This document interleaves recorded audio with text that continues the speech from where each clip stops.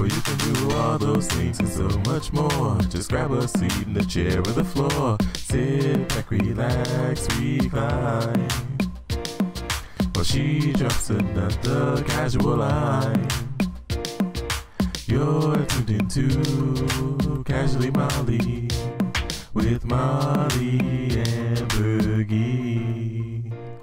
All right, everybody. Welcome back to the Casually Molly podcast. I am your host, Molly Ambergy. Our podcast is based out of St. Louis, Missouri, and we interview comedians, artists, entertainers, you name it. But we're very honored today to have the one, the only, Tony Roberts. Give it How you up. All the way doing? from Michigan. How you doing? I'm doing well. Thank you for joining us. What do you do? What's happening this Memorial Day weekend for you? What are you up to these days? Oh, you know what? I came home for the holidays and ended up grabbing about 4 shows at the comedy club here.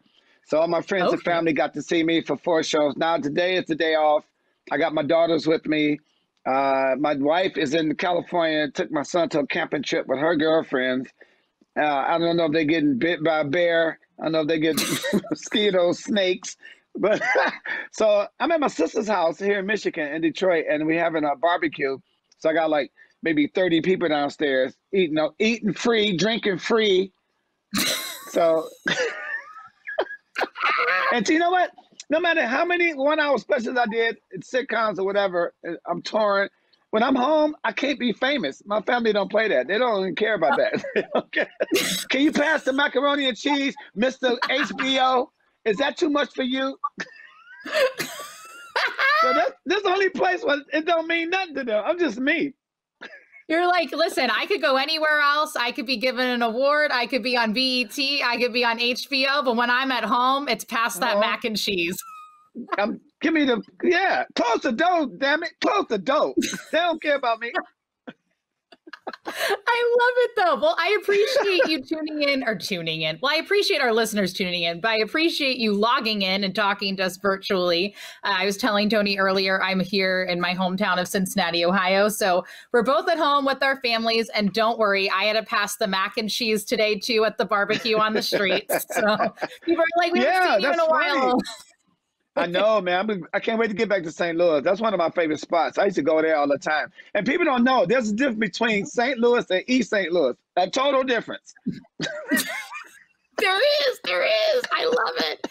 Speaking of you coming back to St. Louis, though, not to interrupt you, we have you doing shows at Helium Comedy Club while you're up here, June 4th and 5th at 7:30 and 10 p.m. And you even have a Sunday show on June 6th. Are you excited? Right. What should we expect having you come back to St. Louis? Are you hitting any hot spots? What's our plans? You know what? I don't do much. My party days are over, so I don't really go out. I test the food. I go to I go to ballparks when I visit. I hope the baseball team is home because I visit ballparks all baseball season, and I try different foods everywhere I go. Yeah. Yes. My wife, she got me on these diets, and she, and I'm an old school cat. She got me drinking a gallon of water a day. Yesterday, I had to pee on the way to pee. I'm drinking too much water. I love that. Oh my God, that is hilarious. I haven't even done a gallon of water. Is it working? I should try doing that. You know what? I don't know. You better not be too far from a bathroom. Let me tell you, I just can't take it. But I can't wait to get back because I got a lot of more stuff to talk about, man. Every time my fans see me, they know I don't talk about trying to write a lot of jokes. All I talk about is what I've been through. That's how I keep my set different because I'm not thinking of no jokes. I'm telling you what happened the last time I seen you. and it's crazy.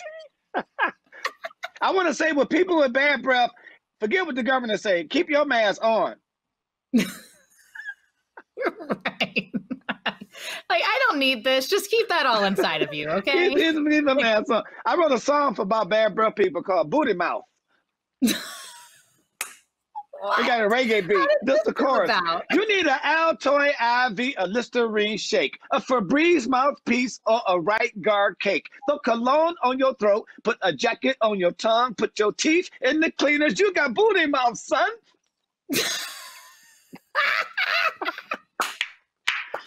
I'm gonna get a Grammy. God, hats off to you. I don't have a hat, but if I had my hat, it would come right off. Thank you. That was awesome. I had no idea that you knew how to write a good song like that. That's great. So that's gonna be. We need to see that on a Comedy Central sketch at some point.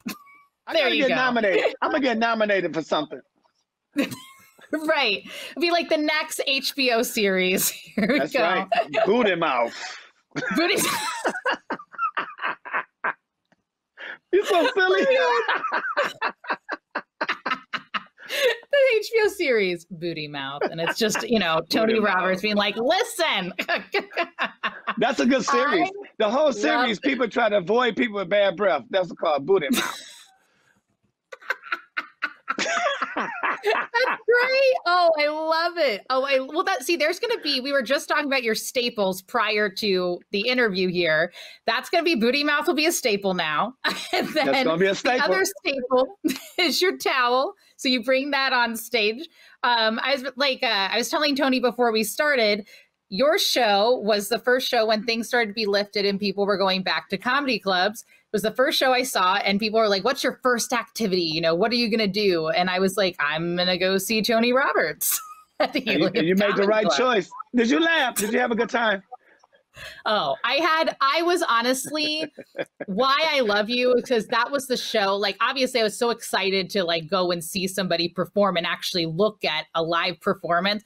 But my face, just like now, I was crying. I was laughing so hard because you threw up the towel because you were talking about Al Sharpton's hair. And you're like, it was moving here, it was doing this. And the whole crowd, we were all it was everybody from all walks of we were dying. It was just, it was such a sad time. And I just remember I was like, Tony's like, don't worry, I'm going to make this fun. We're going to have a good time. Make this fun, yeah. Don't worry about it. Yeah.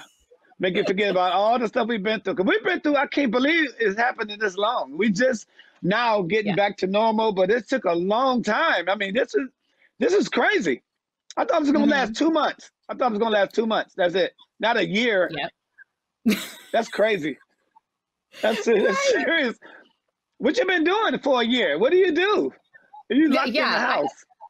I'm reading. I'm doing a little paint by. Yeah, I was about to say, have you what were you doing during the COVID? Were you inside? Were you meditating? Some people are like, oh, I'm finding new things to do. What was Tony Roberts up to? Yeah, you know what? I tried to meditate. I tried to get into meditation. I hear it's good for you, but I tried it and I closed my eyes, sat on the floor, and I just got quiet. And I remember waking up 20 minutes later off the floor.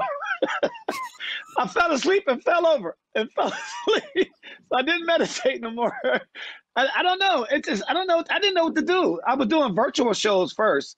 And then all of a sudden I was one of the first comics that got back on the road. I had a few clubs, the Helium, one of them, St. Louis. They called and said, hey, you want to come out and you ready? Yeah, I'm ready. I was really ready. When they called me, I hung up the phone before they stopped talking and got on the plane. Before they changed their mind. I was trying to get away from my kids. My kids say, where you going? Does it matter? Doesn't matter. I'll be back in 3 weeks. I don't have to pass any mac and cheese at Helium. People know who I am there. Let me tell you what. But I did get to know my kids during the pandemic, though. I did get to know them better because we were so distant, me and my kids, because I'm never home. I found out we had different names for the dog. What? What does that mean? I've been calling them something else because I named them and they named them something else. I didn't know what they named them. I didn't never talk to them about it. He was confused, like, what you want? What you want? What you want? Who am I? What kind of dog do you have? We got a Frenchie. She's French and American mix. But during the pandemic, I had a Mastiff, a Cane Corso, the best dog ever. But he was at 6 years old. During the pandemic, last June, I had to put him down. He had cancer. Okay. Yeah, so that shook my family up. So we went and got another Frenchie, and it's like, dogs. Right now, dogs got better insurance than me. These dogs are people. I mean, they ain't got no thumbs. They can't help. They can't wash dishes. And they got all this insurance. Remember we was growing up, dogs stayed in the backyard. I ain't seen a dog house. I haven't seen a dog house in 20 years. What a dog house is that? Dogs just eat everything we eat, they ate. You're right. It's true. It is so true. They got vegan dog. We got a vegan dog. Come on.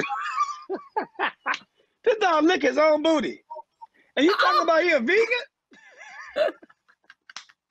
If it makes you feel any better, we have a family dog here. We have a beagle, and my mom spoils this. Like she used to live with me, and then I was like one of those that was like, oh, now I'm doing comedy and I'm like doing all these things. So the dog was inherited by my parents, and so that's the dopest. I love beagles. I love them. Oh, her name is Polly, so it's like Molly and Polly. It's the craziest thing.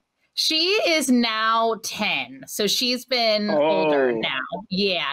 I adopted her when she was 5, so it's been about like 5 years, but she is, it's the funniest thing, Tony. She's got a sweater that my mom bought her because she has a sweater and she needs an outfit, and it says Drama Queen on the God. What's going on?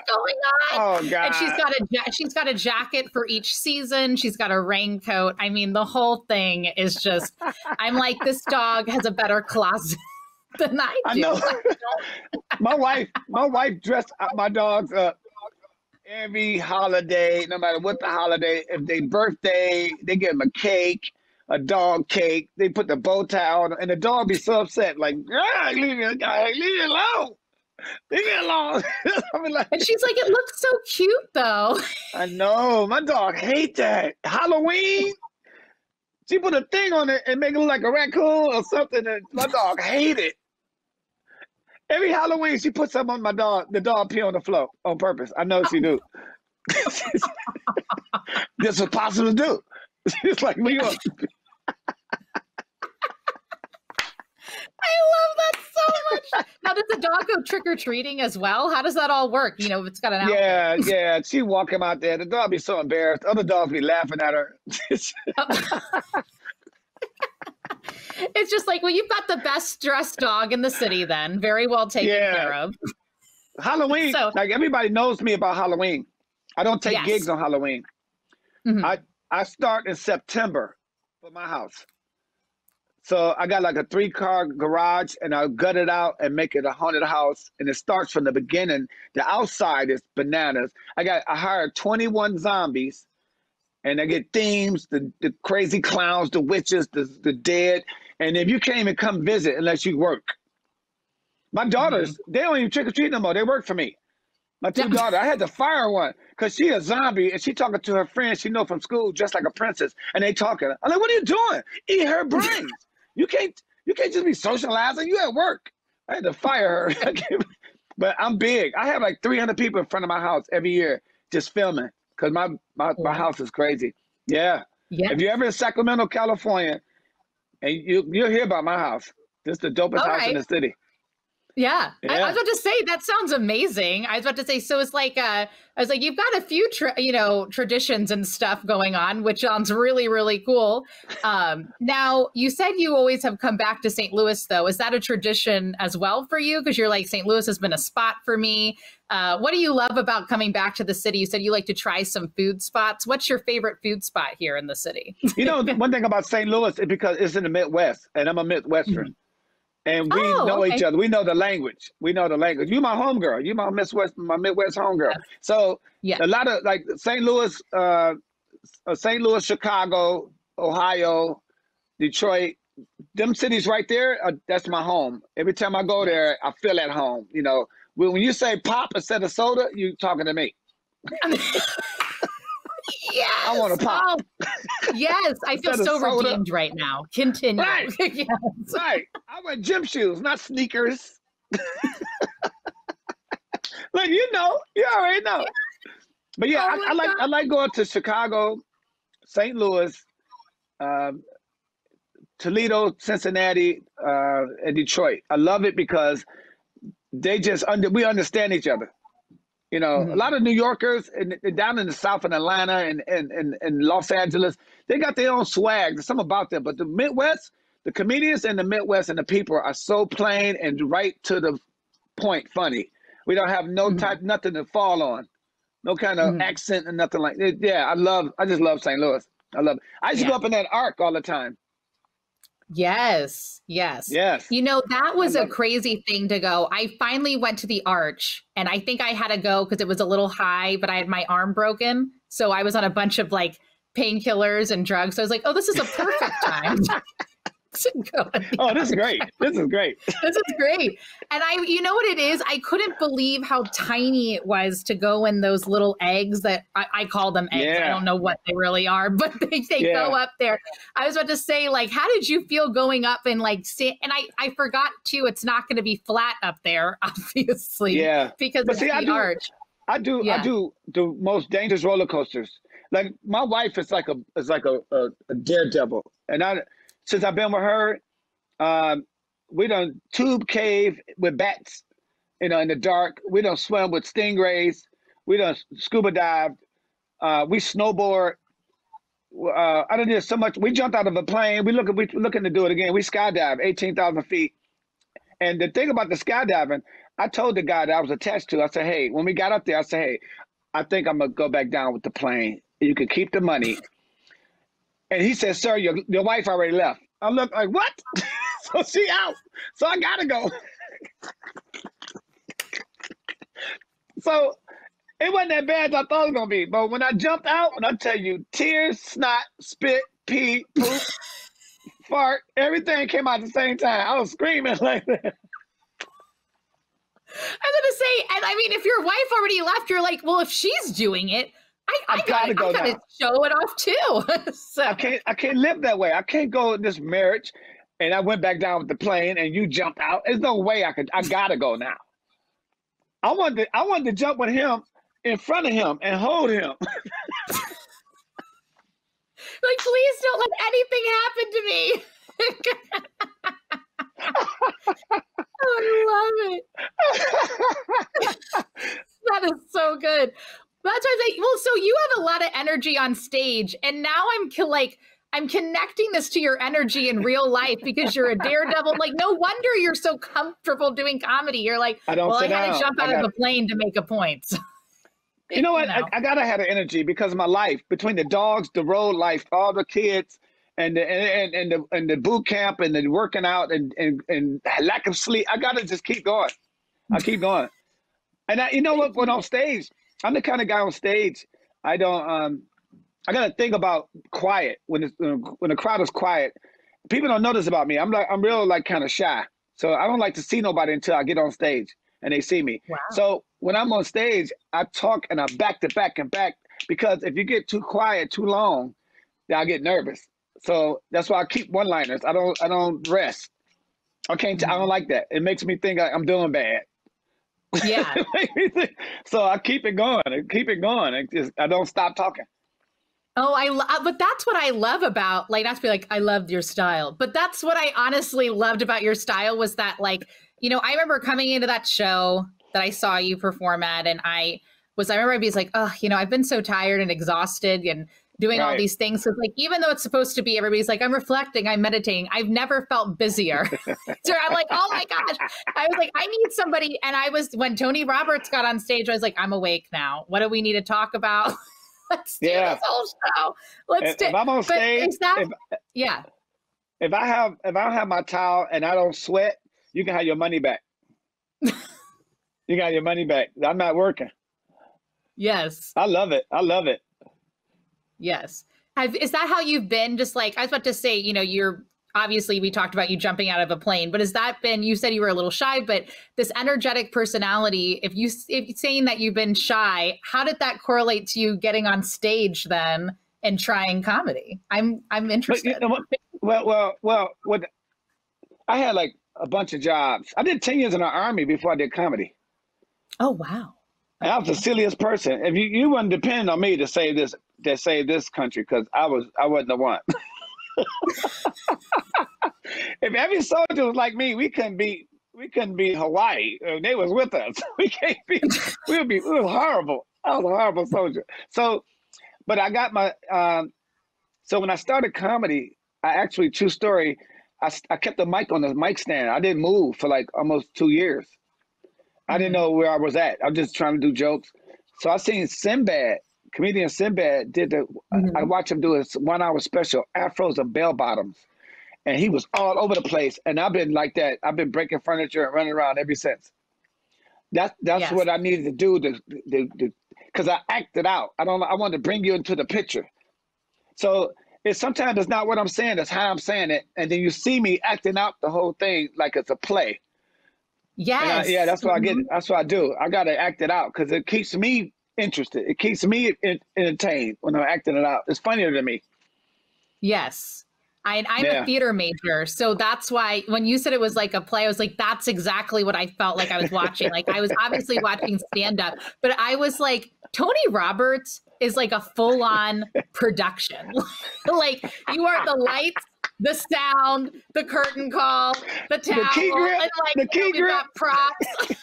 Like, this is a one-man show. Like we are doing comedy, but this is certainly a one-man show. So I love but you know what I do? that you had that reference. When I'm on stage, I use the stool, I take a chair, I use the mic stand, I use the towel. And what I'm doing, people don't realize when I'm on stage, as I'm talking, I'm actually moving stuff around, getting ready for the next bit.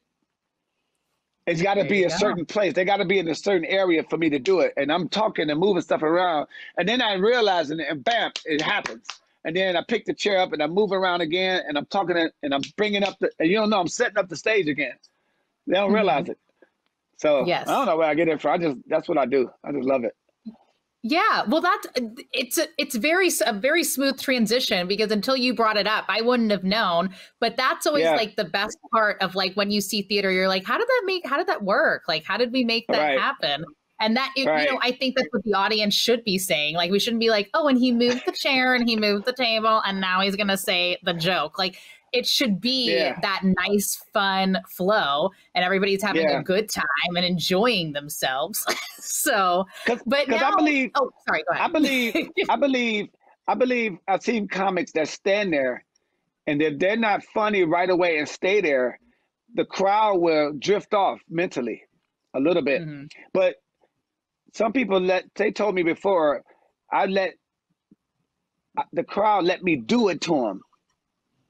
I get them and just keep punching them, and they had no say so on the matter. They just in there and I don't give them a choice. I don't give them a choice. Hold on. Yeah, you're fine. I'm in the interview. Want to meet somebody? Come here. This is my daughter Amaya. This is my daughter Amaya. Hello, nice to meet you. She's a gymnast, state. She's good. Wow. She do her thing. What you need? Oh my gosh. I wish I could be a gymnast. I can't even do a cartwheel, so. Yeah. I used to. I mean, I fell down and got up safely. I'm almost there. Got up and I jumped. That's so good. I love it. I'm almost there. You're almost there. Well, you've inspired me. I'll have to do that now for sure. Please do that. Another one. Please. I love it. But speaking of being inspired, actually, so we talked about the Midwest, and then you had mentioned your awesome, dope Halloween parties are in Sacramento, California. What brought us from, you know, where you were located, where you're like, I've got the same language with the Midwesterns, and then you were like, you know what, I'm going to go out to California. How did we transition over to the West Coast? You know what? When I got, as a young comic, we always trying to audition to be on TV. So BET Comic View came out, and I was the first one in my group of comics. You know, I got Comic View. 6 months later, I got picked for Def Comedy Jam in New York. Russell Simmons Def Comedy Jam. So I moved. I signed a 1-year deal with them. So, and I did Def Jam, and that was in 1995, and I never came back home. So I stayed out there for 6 years. I had a Burger King commercial, a contract for a year. I did like 3 or 4 commercials. I did some other stuff from acting. And then I moved to LA, found an agent, a couple of managers. I went through like 2 or 3 agents and everything. And then I did a show in Sacramento and met my wife. And I was like, I started visiting Sacramento because I come from big cities. It goes Detroit, New York, then LA, the hustle and bustle, the craziness. So when I got to the point where I'm Tony Roberts now, I could be anywhere.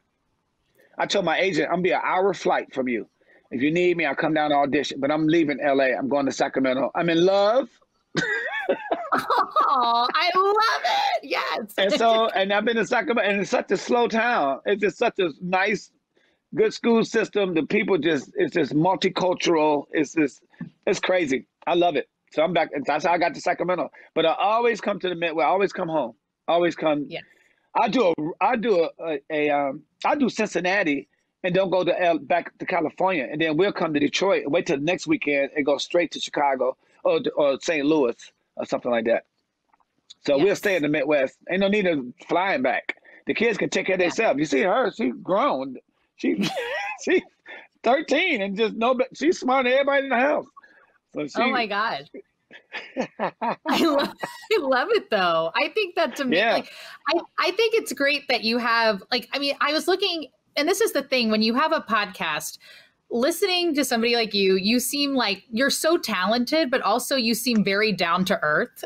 Like I can tell that I can tell you really enjoy what you do.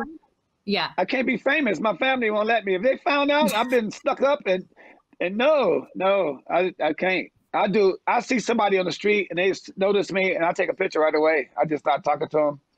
I don't try. My wife's my road manager. I made her my road manager. My agent, she's in Hollywood. 2 women run my career. My producer, she's in Atlanta.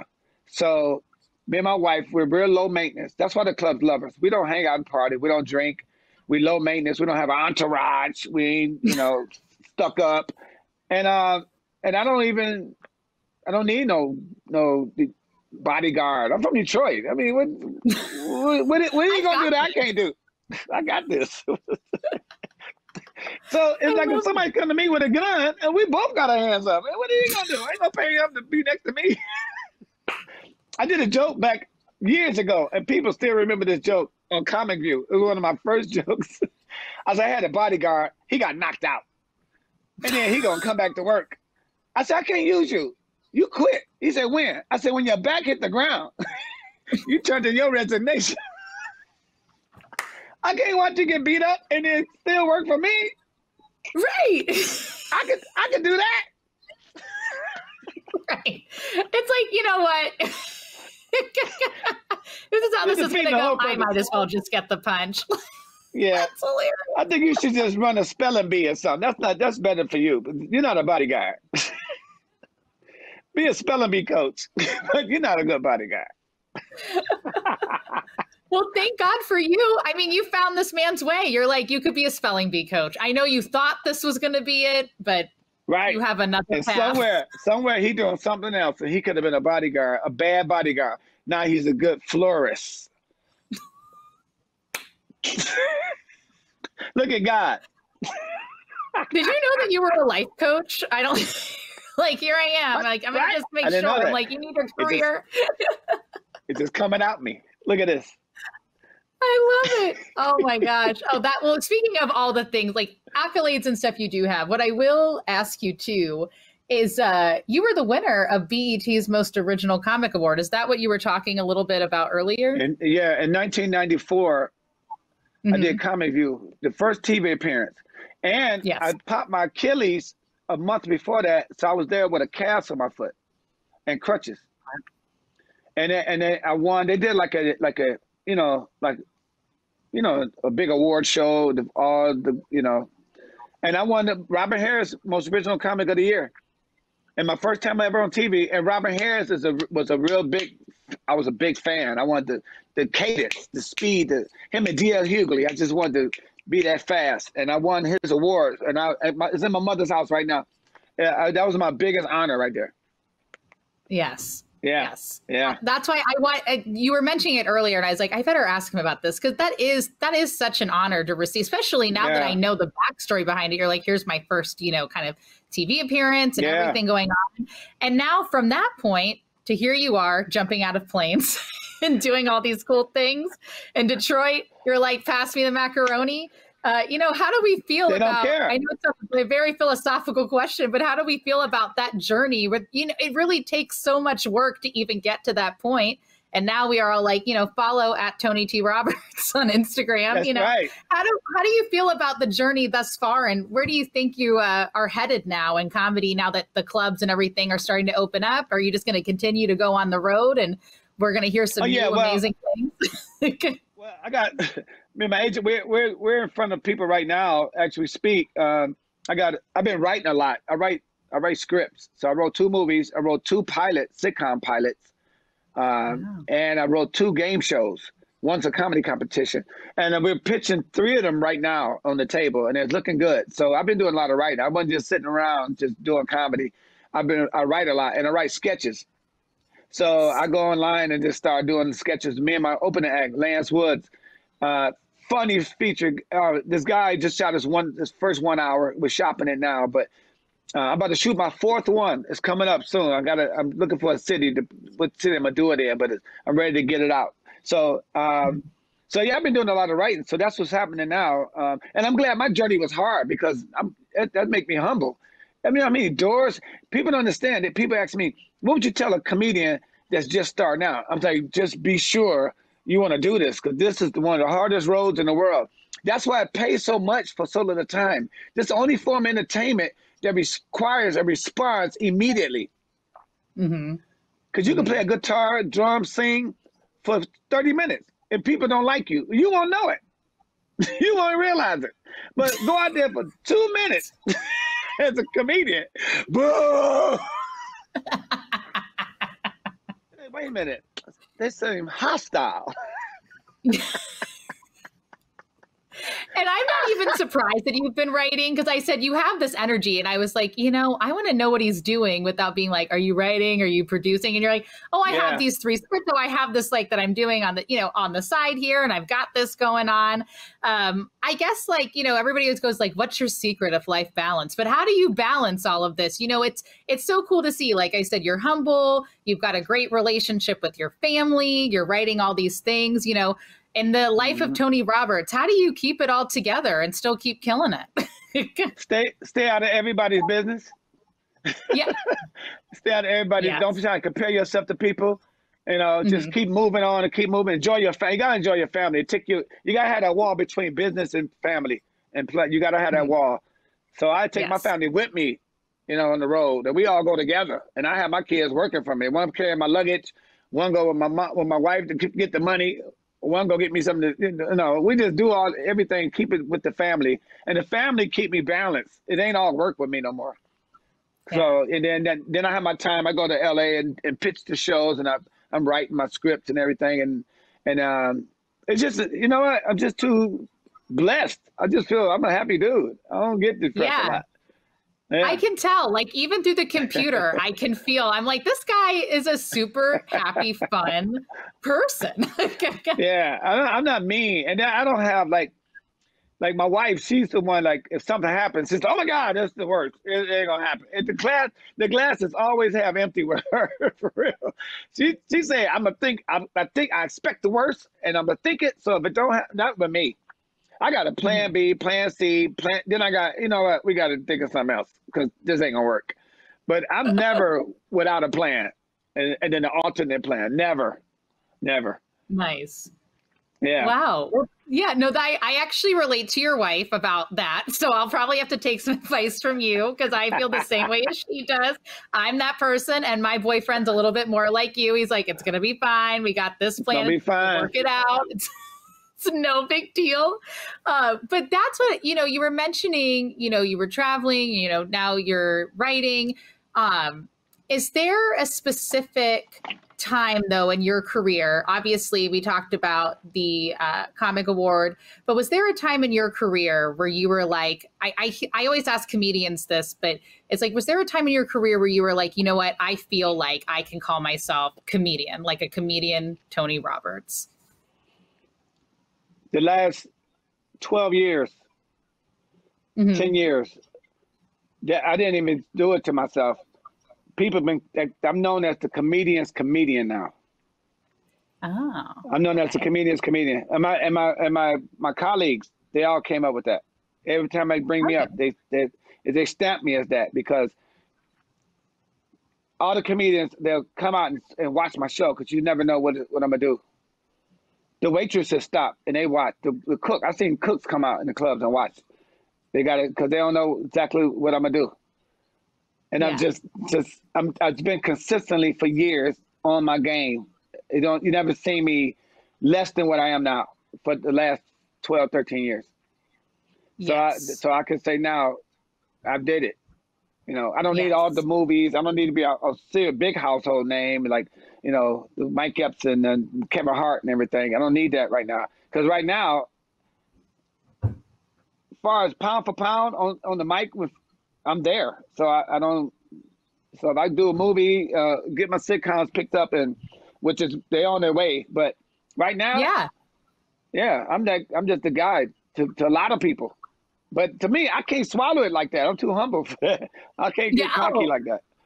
No, and that's a brilliant answer because what you just said is, well, first of all, that's a great answer. And that's what I'm going for when I ask these questions. But secondly, what I love how you were like, I love when you're talking about performing, you're making people stop and watch you because that's the most like honorable thing you could probably get is having a cook come out and watch you or a waitress stop doing what she's doing for a second. Because it's very, when you walk into a show, right, we have very busy lives and it happens that way. You don't even mean to, but you're like, I got to schedule, like I have a color coded planner. I have something right after that, you know, it happens that way. And having a talent like yours that makes people stop in their tracks to watch it, like what an honor to even receive that. You know, like, and I'm sure you feel, you're like, I don't want to get cocky, but I'm just always so impressed when somebody is so humble like that and gives an answer, which leads into my next question. You were talking about, you know, we were talking about the journey earlier. I always say, what casual advice would you maybe give to yourself that you know now moving forward on if you were pursuing comedy or writing a script or, you know, being in this entertainment industry? Drop my guard and just go for it. Drop anything, any ounce of fear, any ounce of doubt, like, man, it ain't worth it or this not. No. Right now, in the last 3 months, I just been die hard going for it. Like, forget it. Say no, slam the door, or pick it up, whatever. I'm going for it. And it's been better for me too, because I used to be hesitant a lot about, well, you know, I show them this, but if they don't like it, I'm just backing off. No, I push it down their throat. I go every door I can, and I believe in it. I just won't stop filming. I won't stop writing. I won't stop. I just keep going because you can't deny something great forever. Yes. Yeah, you can't deny it. Yeah. Even Bernie Mac, rest in peace, and like Samuel Jackson, they was like old when you really got their big break. They wasn't young. Mm-hmm. No, when they really got to know him and got on the screen and really, they was damn near 45, 50. Yes. Yeah. And then look at Morgan Freeman. He's never been young. Yes. He's never been young. I love it. He was born 30. Right. But yeah, so it's not about a certain time it's going to do something. It's going to happen. Yes. You know. Oh, I love that. But if you got to enjoy where you at and just keep building and don't get down on yourself. You know, it's easier to just give up on, like, you know what, or put your head down. Not me. I'm too busy with family and friends and traveling. I don't got time to get down. I don't have time for it. I don't have time for it. But that's a smart way to be. I feel the exact same way. I'm like, I don't have time. It's all about just kind of like staying in your lane. I'm like, here's what I got to do. Here's what I want to produce. Here's what I want to make. So I definitely relate to you on that. That was really great advice. Thank you for sharing that. Yeah. What I'll also, you were talking about jumping out of planes. I was like, what Daredevil activities are your wife and you planning in the future? I don't know, man. I don't know. Our anniversary coming up, and she want to do something. Wow. I'm like, I just want to eat lunch on the Great Wall of China. Something simple, just something peaceful. Oh, she don't want to go and start running with the bulls like in Mexico. You know, what's that they run? And people running and the bull behind you. Just don't run in front of him. Run behind him. Let me tell you, they say you don't have to run faster than the bull. You got to run faster than the person next to you. I'm pushing people down. Because I'm getting out of there. All right, I'm getting out of there. Good day. I don't know. I don't want, because she won't do the sharks. We ain't doing sharks. We just like adventurous stuff. We just do snorkeling. We do everything. Yeah. Yeah. Yeah. I love it. Sure. Well, we'll definitely have to keep posted about it. I'm so intrigued now. I'm going to go talk to my boyfriend and be like, listen, so Tony Roberts and his wife, they just jumped out of a plane. So we got you'll never do nothing to top it. You'll never do nothing to top it. Not at all. You got to do it. But what we can top, though, is that you're going to have your shows on Friday and Saturday, June 4th and 5th at 7:30 and 10 p.m. at the Helium Comedy Club St. Louis. That's right, people. Get your tickets. Yeah, get your tickets Sunday at 6 p.m. as well. I'm hoping to make the Sunday show. I'll just be out of town June 4th and June 5th. But yeah, anything else that we should look forward to while you're in St. Louis? Or are we just going to see some new stuff that'll stop us in our tracks for a quick you always, depends on how the crowd respond to me. I don't know what I'm going to say after that. I like to talk before I think because I like surprises also. That's how I get down, So if you ain't got your tickets right now, you need your ass beat. Yeah.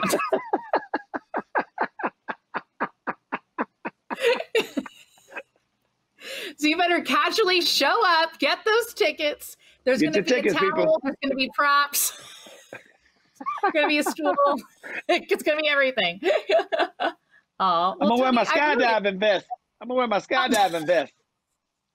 Look sexy. I love it. Oh, I love it. Tony, I really appreciate your time. I know you're with family, so I'm going to let you go. I appreciate you. Yes, absolutely. What are you going to casually do now with the family? We always say, now that the show's over, what are you going to casually do? I'm going to smile and hug everybody, act like I like them. Yeah. Hey, it's you again. You got the money you owe me?